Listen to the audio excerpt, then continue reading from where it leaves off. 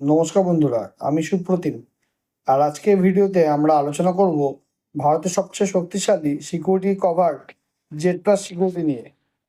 কিভাবে আমাদের দেশের ভিভিআইপিদের অফিস, বাড়ি, রাস্তায় কিংবা পাবলিক ইভেন্টে সুরক্ষা দেওয়া হয়, আর সেই সময় কমান্ডোরা কিভাবে নিজেদের অবস্থান নেয়, সেটাই আজকে আপনাদের জানাবো।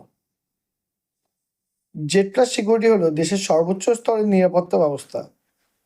এই সিকিউরিটি পায় প্রধানমন্ত্রী, সুপ্রিম কোর্টের বিচারপতি আর কিছু বিশেষ ভিআইপি। একজন ভিভিআইপির চারপাশে সবসময় থাকে এসপিজি, এনএসজি বা সিআইএসএফ এর এলিট কমান্ডোরা। এরা সাধারণত কালো স্যুট পরে থাকে, এদের সাথে থাকে আধুনিক অস্ত্র। এবারে আসুন জেনে নিই এরা অফিস বা বাড়িতে কিভাবে ভিভিআইপিকে সিকিউরিটি দিয়ে থাকে। অফিস বা বাড়িতে এরা সাধারণত সার্কুলার প্যাটার্ন নিয়ে দাঁড়িয়ে থাকে, একজন সামনের দরজায়, একজন পিছনের, আর বাদবাকিরা চারপাশে কভার দেয়। এবারে জেনে যে রাস্তায় চলার সময় কিভাবে কনভয়ের গাড়িগুলো সাজানো হয়।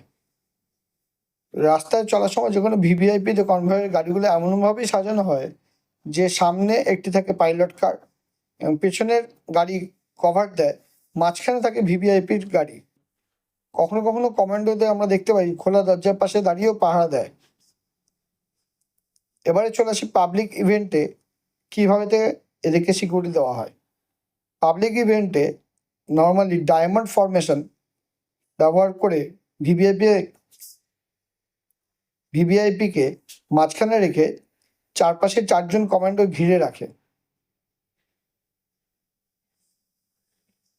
একটু ভুল বললাম, চারজন না, ছজন কমান্ডো ঘিরে রাখে। সামনে থাকে দুজন কমান্ডো, দুপাশে দুজন, আর পেছনে দুজন কমান্ডো থাকে। এর ফলে যেদিক দিয়ে আক্রমণ আসে সাথে সাথে প্রতিরোধ করা যায়। এই ফরমেশন আর পজিশনই জেড প্লাস সিকিউরিটির আসল শক্তি। তাহলে বুঝতে পারছেন বন্ধুরা কি কারণে ভারতের জেড প্লাস সিকিউরিটি এত বিশেষ শক্তিশালী।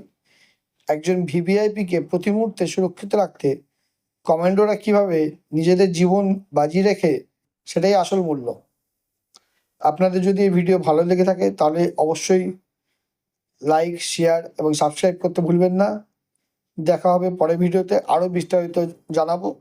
যদি আপনাদের আরও কিছু জানার থাকে বা বলার থাকে তো অবশ্যই কমেন্ট করবেন, সেই বিষয়ে আমরা ভিডিও বানানোর চেষ্টা করব।